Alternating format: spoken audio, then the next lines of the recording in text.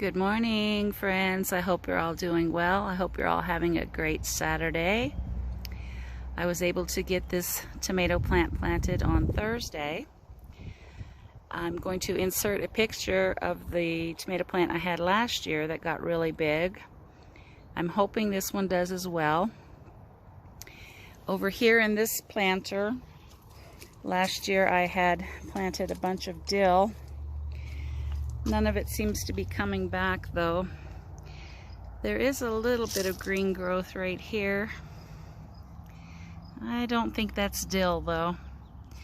Well, I don't know, it might be. I'll leave it alone and we'll see what comes of it. But when I was out here earlier walking around, I did find a dill plant coming up here in my rocks. I was so happy. I'm gonna leave it there and hope it does well. I just love the smell of dill. So we're gonna leave it there and hope for the best. It's a beautiful day today.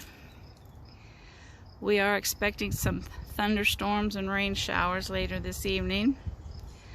But for now, I'm outside enjoying the nice weather.